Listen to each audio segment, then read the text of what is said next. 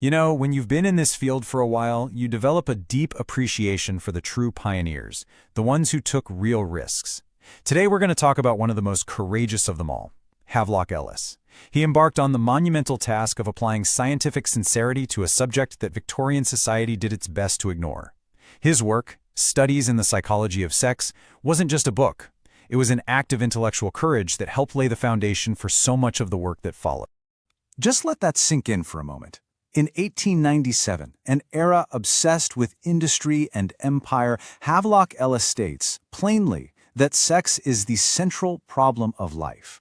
Now, this wasn't some sort of sensationalist claim. He genuinely believed that if we were to understand ourselves, our societies, and our future, we had to start by understanding our own sexuality. It was a complete shift in perspective, placing our biology and our psychology at the very heart of the human condition. And at the time, that was nothing short of revolutionary. All right, so here's our roadmap for today. To really get to the heart of Ellis's contribution, we're going to walk through his work methodically. We'll start with the man himself and the world he was up against. Then we'll dig into his detailed analyses of modesty and desire. From there, we'll touch on his work on auto-eroticism and the fascinating link he drew between sex and religion before we finally consider his lasting legacy. So, let's begin. So, first things first. To really appreciate what Ellis accomplished, you have to understand the world he was living in. It's all too easy for us now to take for granted the freedom to discuss these topics. But for him, simply asking the questions, well, that required an immense amount of courage. Look at these dates. We are talking about the absolute height of Victorianism. To publish a work like this then wasn't just academically bold, it was professionally and socially dangerous. I mean, the fact that his publisher was actually prosecuted for obscenity tells you everything you need to know about the climate at the time. He was a man profoundly ahead of his time, operating almost as an intellectual island in a sea of rigid conformity. And this gets to the very core of his argument. Ellis understood a fundamental truth. You cannot suppress a basic human drive. It doesn't go away. All you do is force it into the shadows, where it festers in ignorance and shame. He saw that the conversation was completely dominated by sin and theology, and his radical proposition was simply to take the subject away from the priests and give it to the scientists, to treat our sexuality not as a moral failing, but as a biological and psychological reality worth studying. And this right here, this is his guiding principle. It's not about having all the answers. It's about sincerity. That's a lesson that often takes a career to learn. When you're just starting out, you want to solve everything. But with experience, you come to realize the immense power of just defining the problem with unflinching honesty. That was Ellis's gift. He wasn't offering a new dogma. He was offering a method, a key, to unlock a door that had been sealed shut for centuries. Okay, so let's dig into the work itself. One of the most fascinating and, I think, enduring parts of his study is his deep dive into the concept of modesty. He took this idea, which his contemporaries viewed as an absolute God-given truth, and he subjected it to a rigorous cross-cultural analysis. And what he found really strikes at the very heart of how we think about morality. Ellis was a meticulous researcher. I mean, he compiled hundreds of accounts from travelers, anthropologists, and historians from all over the globe, all to prove one powerful point. Modesty isn't something we're born with. It's something we learn. He showed that it's really just a collection of cultural habits and fears, and those habits change dramatically depending on where you are and when you are. He was essentially describing what we now call a social construct, long before that term became widely used. Just look at this contrast. It's a perfect example of his method. You have two different cultures with completely opposite views on the very same part of the anatomy. For one, it's a source of supernatural fear that has to be hidden. For the other, it's a symbol of pride to be openly displayed.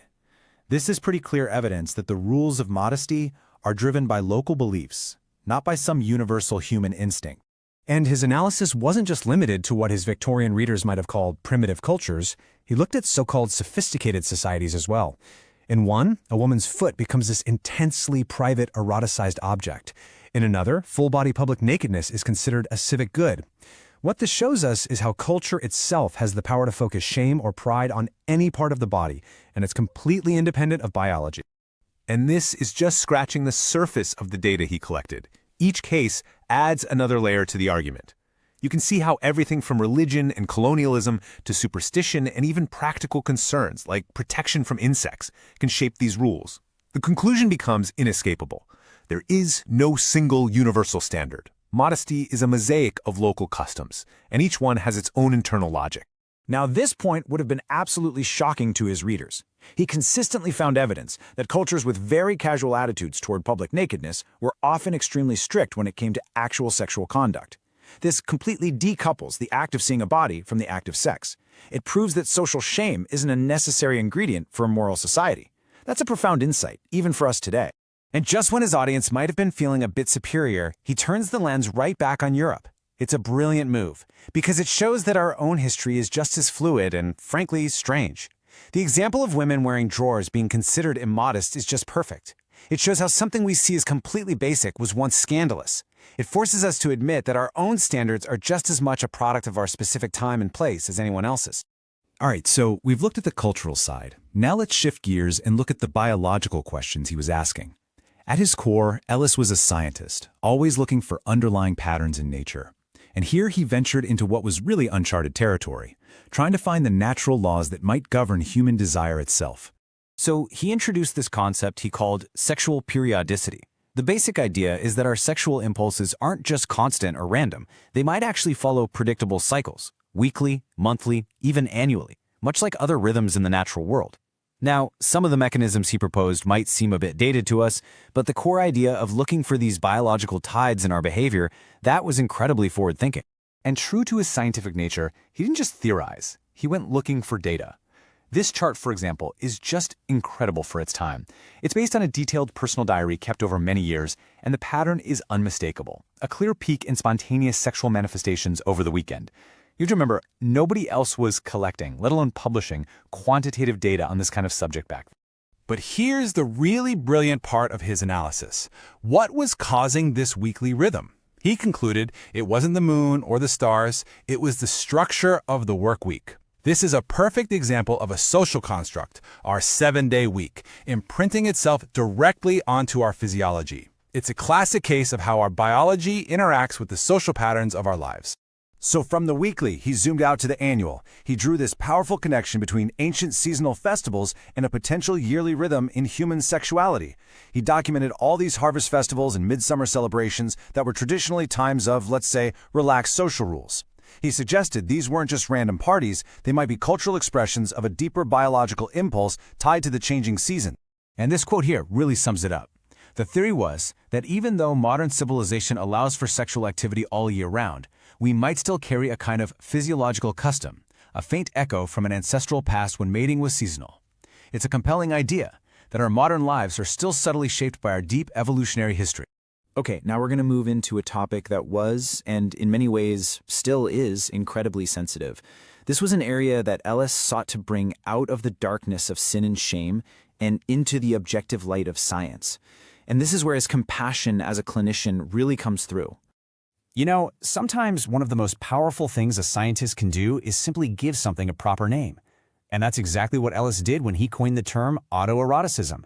By creating this broad, non-judgmental category, he took a whole range of experiences, dreams, fantasies, spontaneous feelings out of the realm of sin and put them into the realm of normal human psychology. It was a radical and deeply humane act of reframing. And he backed it up with these detailed but always anonymous case histories. Look at this one. He's not judging, he's observing, documenting. He presented these experiences not as signs of some moral failing, but as spontaneous physiological events that could begin even in childhood. By recording these personal accounts with such empathy and clinical detachment, he started the long process of normalizing the inner, subjective world of our sexuality.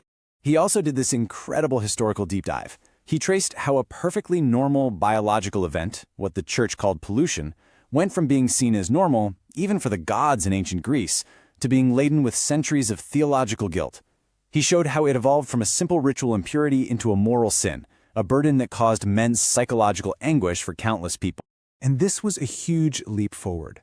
For centuries, physicians have been talking about hysteria and blaming it on a misogynistic and frankly ridiculous theory of a wandering womb. Ellis proposed something far more rational, that these symptoms could be a manifestation of profound sexual frustration, which he termed sex hunger. He saw the hysterical fit as a sort of desperate, unconscious strategy by the body to get the satisfaction that the conscious mind was denying it. This really did lay important groundwork for later psychoanalytic thought. Now, for what I think is one of the most profound parts of his work, the connection between sexuality and religious experience. This is a very complex area, of course, but he navigates it with incredible psychological insight. His core idea was that energy, much like in physics, isn't destroyed, it's transformed. So when that powerful sexual impulse is severely suppressed, the energy has to go somewhere. He pointed out, statistically, that the peak age for intense religious conversion is also the peak age of puberty and sexual development. He argued this was no coincidence, but evidence of a deep psychological connection, a process that we would later come to call sublimation. He saw this clear, three-step psychological journey in the lives of many famous saints and mystics. First, an intense suppression of all sexual feeling. This is followed by a period of torment, where those desires return as temptations. And finally, through that struggle, the raw energy is transformed into a passionate, devotional love for the divine. He wasn't trying to explain away their faith. He was trying to understand the psychological engine behind it. And the evidence, he argued, was in their own words. Take Saint Teresa of Avila's famous account of her ecstasy. The language she uses to describe this divine experience is deeply physical, passionate, and filled with sensations of pleasure and pain. For Ellis, the language itself was the key, showing how a physical sensation was being interpreted and experienced in a religious key. Now, it's really important to understand his point here. He wasn't trying to reduce religion to sex, not at all. He was trying to show that these powerful human energies are deeply intertwined. By recognizing that the language of divine love is often indistinguishable from the language of human erotic love, we simply gain a deeper insight into the powerful psychological forces at play in both. So, after walking through his work, where does all of this leave us? What is the lasting legacy of Havelock Ellis? What should we, today, take away from his life's work? When you look back, his impact is clear.